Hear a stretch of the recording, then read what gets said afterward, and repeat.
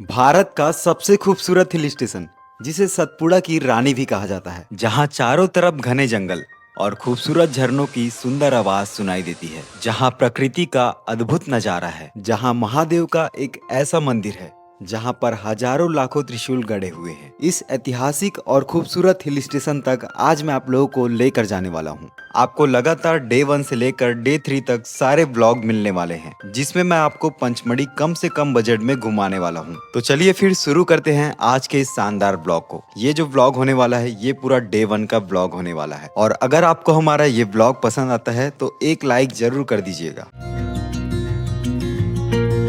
Good morning दोस्तों, स्वागत करता हूं आप सभी का मेरे एक और नए ब्लॉग में। कैसे हैं आप सब? उम्मीद है अच्छे होंगे। मैं भी अच्छा हूं। आप में से बहुत सारे लोग मुझे कमेंट कर रहे थे कि भैया पंचमढ़ी का ब्लॉग बनाइए करके, तो फाइनली आज मैं आप लोगों के लिए लेकर आने वाला हूं सतपुड़ा की रानी कहे जाने वाले पंचमढ़ी का ब्लॉग।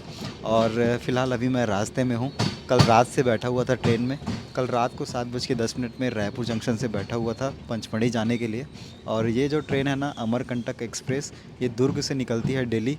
इसका ट्रेन नंबर 12853 है। पंचमढ़ी जाने से पहले आपको पिपरिया रेलवे स्टेशन में उतरना पड़ता है। तो भाई नज़ारा चेकआउट करो, कितना खूबसूरत नज़ारा है भाई, बहुत प्यारा नज़ारा, पूरा कोहरों से भरा हुआ नज़ारा है। ये देखो, कुछ नहीं दिखाई दे रहा है, नीचे पूरा खाई है और पूरा बेहतरीन नज़ारा। वाह, ये नज़ारा आपको देखना है ना तो पंचमढ़ी आना पड़ेगा।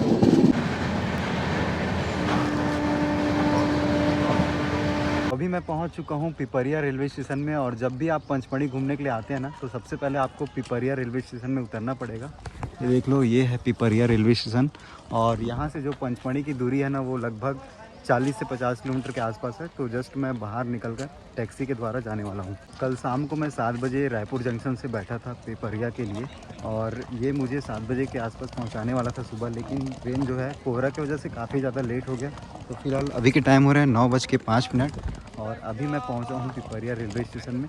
अब मैं यहां से जाने वाला हूं पंचमढ़ी के लिए। तो जैसे आप पिपरिया रेलवे स्टेशन से बाहर निकलेंगे ना, आपको बहुत सारे गाड़ी वाले मिल जाएंगे जो कि डायरेक्ट लेकर जाते हैं पंचमढ़ी तक। और जो किराया होता है वो 100 रुपये पर पर्सन लिया जाता है।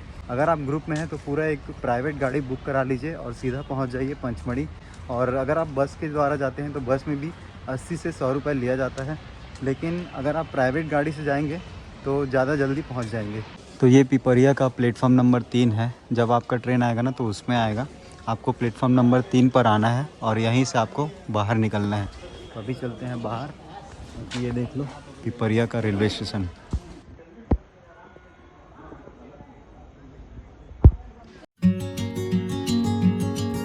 तो जैसे आप पिपरिया रेलवे स्टेशन से बाहर निकलेंगे ना, आपको बहुत सारे टैक्सी वाले मिल जाएंगे। देख लो, लाइन से पूरा लगा हुआ है। तो फिलहाल अभी मैं यहाँ पर एक टैक्सी लगा है, इसमें जा रहा हूँ।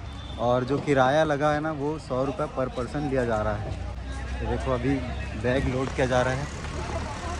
तो अभी फ़िलहाल बैग को पूरा लोड किया जा रहा है और इसमें 9 सवारी बैठकर जाने वाले हैं पंचमढ़ी। तो जब भी आप पंचमढ़ी घूमने के लिए आते हैं तो सबसे पहले आपको पिपरिया रेलवे स्टेशन में उतरना पड़ेगा। और जैसे ही आप पिपरिया रेलवे स्टेशन में उतरेंगे, आपको बहुत सारे टैक्सी ऑटो वाले मिल जाएंगे। साथ ही साथ बस भी मिल जाता है। बस का जो किराया लगता है वो 80 रुपये लगता है। और अगर आप इस तरह से तवेरा में टैक्सी में जाते हैं तो आपको 100 रुपये पर पर्सन लगता है। पिपरिया से बैठा हूँ और पिपरिया से पंचमढ़ी तक जाने के लिए लगभग 1.5 घंटे का समय लगता है। ड्राइवर भैया है हमारे साथ। भैया, कितना देर में गाड़ी मिल जाता है? सर, गाड़ी का कोई पक्का नहीं रहता। सीजन टू सीजन वाला काम रहता है। जैसे सीजन रहता है तो रेट बढ़ जाते हैं, और नहीं तो पर मेंबर 100 रुपये सीट है हम लोगों का। अच्छा। टैक्सी कोटे में। और बाकी बस में है 80 रुपये सीट। और 1.5 घंटे से 1 घंटे और 1.5 घंटे के बीच में पंचमढ़ी पहुंच जाते हैं। और बीच में जो रास्ते के पॉइंट रहते हैं वो दिखा देते हैं। अच्छा, रास्ते में जो भी पॉइंट पड़ता है आप वहाँ पर रोक देते हैं गाड़ी? रोक देते हैं कई जगह। जैसा पार्टी रहती है वैसा कर लेते हैं। पार्टी ने कहा भैया रोक दो तो रोक दी, नहीं तो चलेगा। पिपरिया रेलवे स्टेशन के बाहर कितना बजे गाड़ी मिल जाता है आपका? पिपरिया रेलवे स्टेशन के बाहर सर 24 घंटे गाड़ी उपलब्ध है। 24 घंटे मतलब रात के भी अगर कोई आता है तो भी मिल जाएगा? जी सर। अच्छा, आपका नंबर बता दीजिए अगर कोई आता है तो। 8982 हाँ 338486। अच्छा, एक गाड़ी में कितने लोग बैठ सकते हैं? एक गाड़ी में टवेरा में आते हैं सर 10 मेंबर। और उसके अलावा जैसे आरटी का भी है, इनोवा भी है, डिजायर भी है, जैसे मेंबर आते हैं वैसा रहता है। जैसे 4 मेंबर आए तो 4 मेंबर के लिए डिजायर दे देंगे, बलेनो दे देंगे। और जैसे कि 6 मेंबर आए हैं तो उनको आरटी का दे देंगे। अच्छा। 10 मेंबर आए हैं तो उनके लिए टवेरा दे देंगे। और जरूरत पे ज़्यादा बंदे आते हैं तो उनके लिए ग्रुप के लिए बस भी देते हैं। और पंचमढ़ी से वापसी के लिए भी गाड़ी मिल जाता है क्या? वापसी के लिए भी मिल जाता हो। अगर आपके नंबर के थ्रू कोई गाड़ी को मतलब होटल में बुलाना चाहता है तो आप आते हैं क्या? हाँ, होटल पे जाते हैं ना सर, होटल ड्रॉप करते हैं। अच्छा, तो इस तरह से जब भी आप पिपरिया पंचमढ़ी घूमने के लिए आएंगे तो बहुत सारे टैक्सी वाले हैं, उनसे आप कांटेक्ट कर सकते हैं। नंबर मैं आप लोगों को दे दिया हूँ। अभी चलते हैं सीधा पंचमढ़ी घूमने के लिए। कितना देर लग जाएगा भैया? इधर से अपन को लगेगा सर कम से कम सवा घंटा। सवा घंटा? अच्छा, रास्ते में कौन कौन सा पॉइंट पड़ेगा? रास्ते में ध्यान दर्शन पड़ेगा। अच्छा। एक शंकर जी का फन पड़ेगा। हाँ। नेचुरली जो किसी ने नहीं बनाया, बारिश के पानी से बनाया वो। ओके ओके, चलो। 2 पॉइंट पड़ेंगे अपन को। फिर रास्ते में अपना भी एक जगह ब्रेकफास्ट के लिए 2 मिनट का 5 मिनट के लिए ब्रेक देते हैं। जी सर। अच्छा।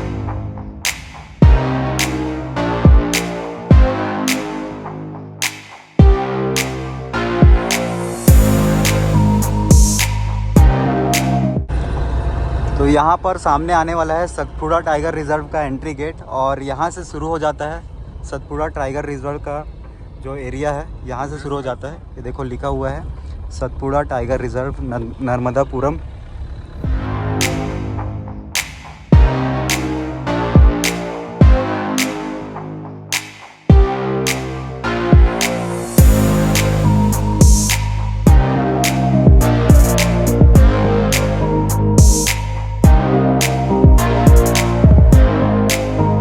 बाकी आप टैक्सी में आएंगे ना तो कुछ कुछ जगह जो व्यू पॉइंट है वहाँ पर रोका जाता है गाड़ी को।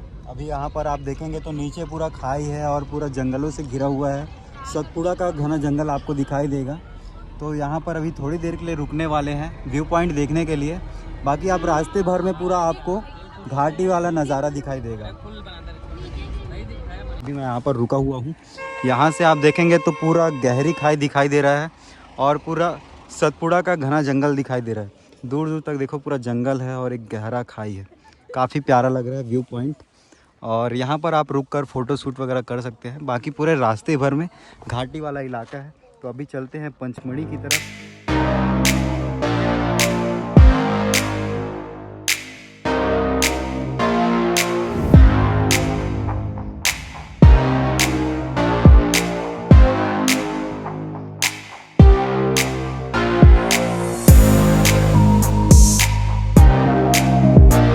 तो यहाँ पर एक पहाड़ है जिसमें शेष नाग का आकृति दिखाई दे रहा है, देख लो। और इस तरह का पहाड़ आपको जटाशंकर टेम्पल में काफ़ी सारा देखने को मिलेगा। बाकी आगे चलते हैं।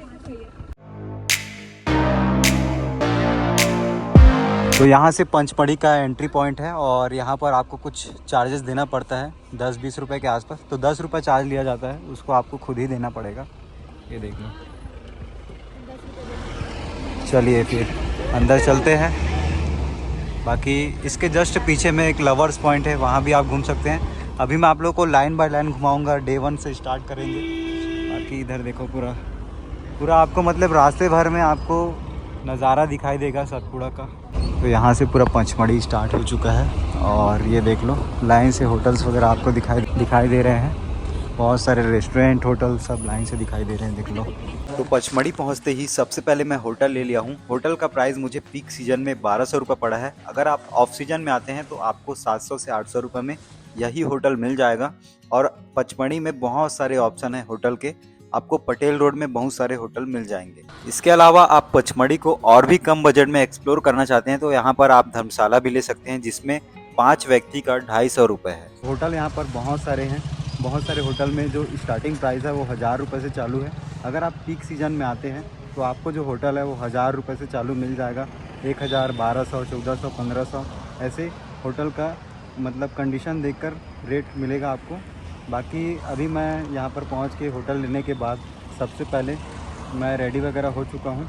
फ़िलहाल अभी मैं जा रहा हूँ डे 1 में आज जटाशंकर टेम्पल घूमने के लिए। बाकी यहाँ पर बहुत सारे होटल लॉज है जो आप ले सकते हैं।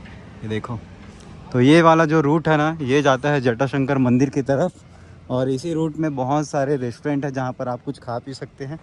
फ़िलहाल अभी मैं पैदल जा रहा हूँ यहाँ से जो जटाशंकर मंदिर की दूरी है ना 1.5 किलोमीटर की दूरी पर है।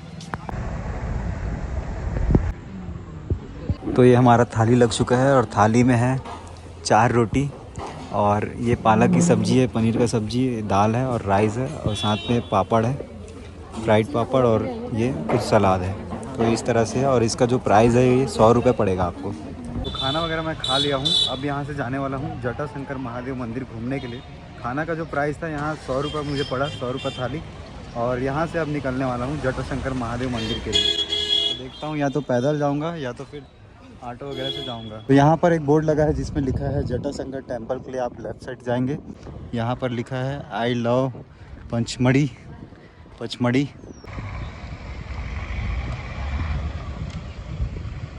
बाकी जब आप जटाशंकर मंदिर आएंगे ना तो यहाँ पर आपको एक बोर्ड दिखाई देगा। इस बोर्ड में कुछ जानकारी लिखा हुआ है मंदिर को लेकर। साथ ही यहाँ पर आपको ये खूबसूरत सा पहाड़ दिखाई देगा। देखो भाई, बड़ा बड़ा पहाड़ और बड़ा सा चट्टान है और बहुत सारा यहाँ का विशेषता है, बहुत सारा इतिहास है, वो मैं आप लोगों को आगे बताऊँगा। फिलहाल अभी मैं आप लोगों को लेकर चलता हूँ मंदिर के अंदर। और जब आप मंदिर के अंदर जाते रहेंगे ना तो रास्ते भर में इस तरह से दुकान वगैरह लगे हुए हैं। इस चट्टान को आप देखो कितना बड़ा है और इस चट्टान में अलग अलग तरह का आकृति बना हुआ है। अगर आप ध्यान से देखेंगे ना तो कुछ कुछ आकृति बनता हुआ आपको दिखाई देगा।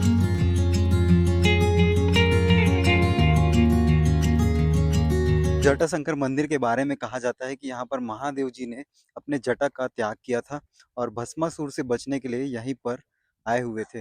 यहीं पर भस्मासुर से बचने के लिए महादेव जी छुपे हुए थे और अपने जटाओं का त्याग किया था। जब आप बारिश के समय आएंगे ना तो इस चट्टान से पूरा वाटरफॉल बनते हुए दिखाई देता है। जटाशंकर आएंगे ना तो सबसे पहले आपको यहाँ पर एक शंकर जी का मूर्ति दिखाई देगा जो कि चट्टानों को काट कर बनाया गया है। बाकी मेन एंट्री पॉइंट से आपको लगभग 800 मीटर चलकर आना होगा और इस तरह से 800 मीटर ट्रैकिंग करके आपको जटाशंकर मंदिर तक जाना होगा भाई। और पूरा आप चारों तरफ देखेंगे तो पूरा प्राकृतिक नज़ारा है, पूरा हरा भरा प्राकृतिक नज़ारों से भरपूर है ये मंदिर। और साइड साइड में ये देखो पूरा पहाड़ से झरना बहते हुए जा रहा है। बहुत ज़्यादा प्राकृतिक नज़ारा है। प्राकृतिक का नज़ारा आपको देखना है तो आप पचमढ़ी ज़रूर आइए। तो देखो यहाँ पर एक ऊंचे ऊंचे चट्टान है, बहुत सारे चट्टान हैं और चट्टानों में अलग अलग तरह की आकृति बनी हुई है।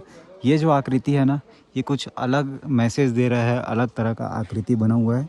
ऐसे ही जगह जगह में अलग अलग तरह का आकृति बना हुआ है। इसको शायद कहा जाता है कि गणेश जी का सूंड है, ऐसा कुछ कहा जाता है। बाकी मुझे कंफर्म नहीं है। आप देखेंगे ध्यान से ना तो अलग अलग आपको आकृति इसमें दिखाई देगा। और यहाँ पर एक शंकर जी का मूर्ति बनाया गया है। बाकी बहुत प्यारा है भाई, नेचुरल जगह है, प्राकृतिक जगह है। आप जब भी पचमढ़ी आते हैं तो जटाशंकर ज़रूर घूमने आइए। और ये देखिए महादेव का दर्शन कीजिए और जैसे जैसे नीचे जाते जाएंगे ना वैसे वैसे आपको नज़ारा जो है वो और भी ज़्यादा खूबसूरत दिखाई देते जाएगा।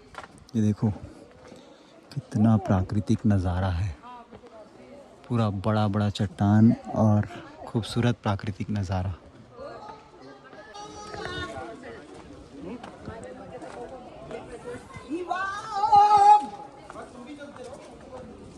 सदा विजय होते रहे, बारों बार आते रहे, बाल बच्चे भी विजय।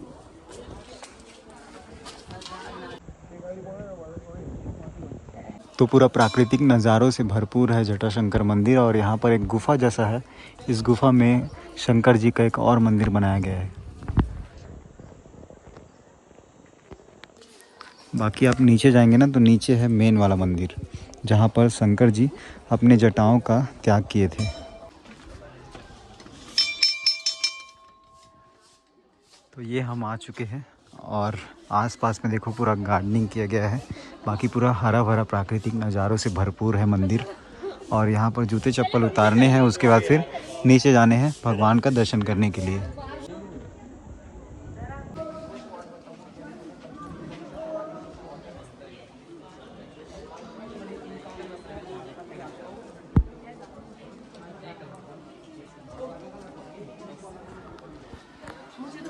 तो अभी यहाँ से हम नीचे जा रहे हैं। ये देखो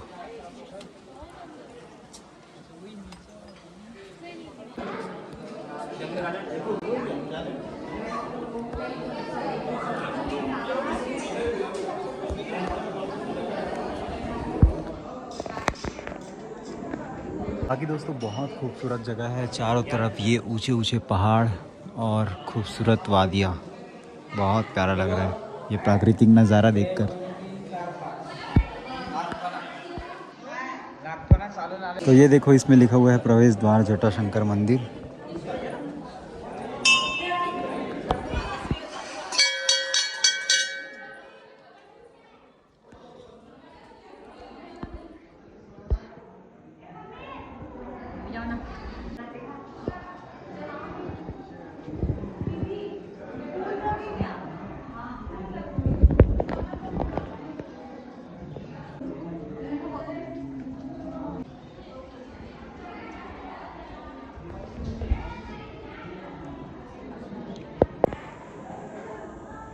तो भाई यही है जटाशंकर मंदिर पंचमढ़ी का सबसे खूबसूरत जगह।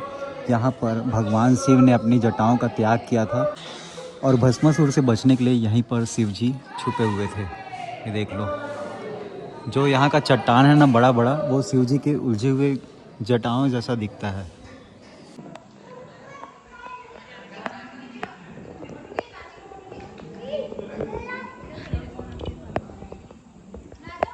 जटाशंकर महादेव जी का दर्शन कर लिए हैं, अब जा रहे हैं ऊपर की तरफ और यहाँ से अब दूसरे पॉइंट पर जाने वाले हैं। बाकी यार आप जब भी यहाँ पर आएंगे ना तो आपको ये खूबसूरत सा प्राकृतिक नज़ारा दिखाई देगा जो कि काफ़ी ज़्यादा प्यारा है। जब आप जटाशंकर मंदिर घूम कर आएंगे ना तो यहाँ पर एक पहाड़ है जिसमें लिखा हुआ है गणेशगढ़ गुफा करके, तो यहाँ जाकर देखते हैं अभी।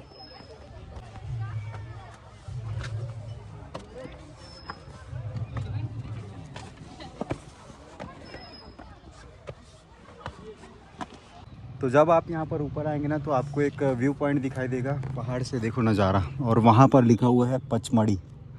देखो यहाँ से व्यू पॉइंट दिखाई दे रहा है। और अगर आप मॉर्निंग के टाइम आएंगे तो आपको सनसेट सनराइज़ का नज़ारा दिखाई देगा और इवनिंग के टाइम सनसेट का नज़ारा दिखाई देगा। देखो